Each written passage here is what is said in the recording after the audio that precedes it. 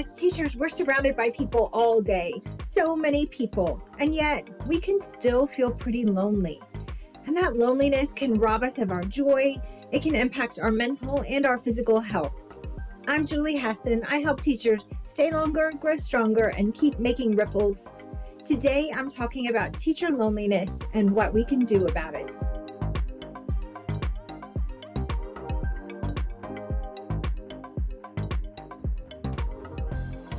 Loneliness isn't about physical isolation.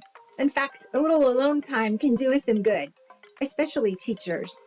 Loneliness is a feeling. It's a complex emotion. Usually it has to do with feeling a lack of connection or a lack of support. For teachers, being the single adult in a classroom all day can contribute to loneliness. So can all of the challenges and struggles associated with doing this difficult work of teaching. And when we try to carry those struggles alone, we can feel really lonely.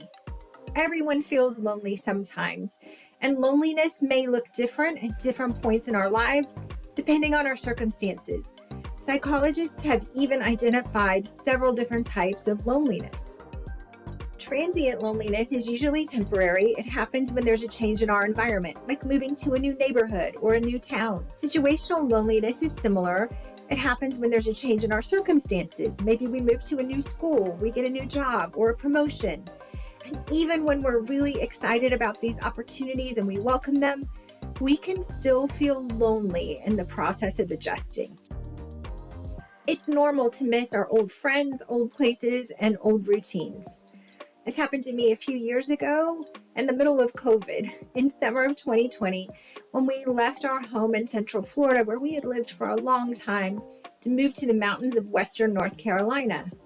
We left our colleagues we loved, our friends, our family, a house that we loved, but we were so excited about this opportunity. We were moving to a bigger university. My husband and I both had faculty positions here. We were excited about our new home in the middle of the woods by a river.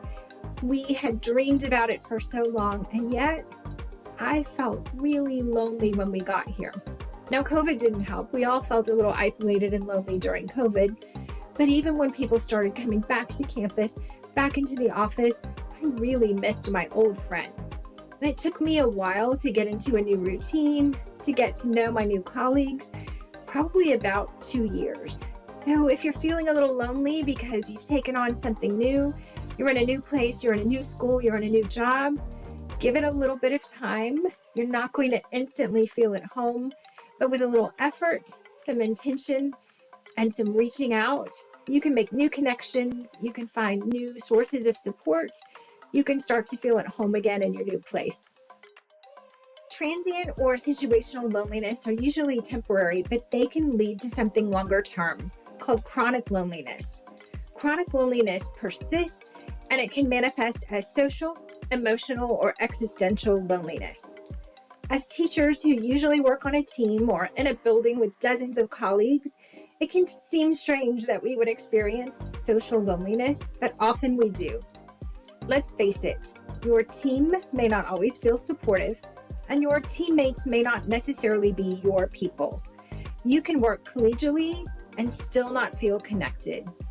And when you're confined to your own classroom all day, it can be hard to connect with other colleagues. It can feel even worse when you see other teachers building strong friendships, and that's just not happening for you. But don't worry, there's some things you can do about that. If you're feeling social loneliness and you can't find the connection you seek on your team, see if you can find colleagues you connect with in the broader school. One teacher in a school I work with organized something called Walking Wednesdays. Every Wednesday, this group of colleagues gather together, they put on their walking shoes, and they talk while they walk around the track. It's a great way for them to connect, to feel supported, to talk about their wins and their struggles. Another teacher I know organized something called Thirsty Thursdays. Okay, that's not what it sounds like. On Thursday afternoons, they all gather in her classroom. They bring their favorite coffee, tea, soda, beverage, and they just chat and connect. These unstructured times with colleagues can really help fight those feelings of social loneliness. And hey, happy hour can be fun too, but be careful about using it to numb those feelings of loneliness, it can make things worse over time, especially if it becomes a habit. If you can't find your people in your own building, you might find them on social media. I wouldn't recommend mindlessly scrolling when you're lonely, but intentionally looking for like-minded educators can help you find some connection. I've met so many great, kind, supportive educators on social media, and I've been lucky enough to even meet some of them in person. Which leads me to my next suggestion. Try going to an ed camp, a conference, or any kind of professional growth opportunity that interests you. Now, as an introvert, thinking about networking at a conference can feel really overwhelming for me. And at times, I felt lonely even in a crowded conference. So now I go in with a challenge. I challenge myself to get a selfie with 3 educators I admire. Having this challenge entices me to get out and talk to people. And when I explain my challenge to another educator, they're always willing to help. It usually leads to a great conversation and sometimes even to a supportive friendship. There are so many ways to lift yourself out of social loneliness, but it takes a little effort and courage. It can be difficult to muster that effort and courage when you're feeling a sense of emotional loneliness. Emotional loneliness doesn't depend on your situation. It doesn't necessarily come from a move or a life event.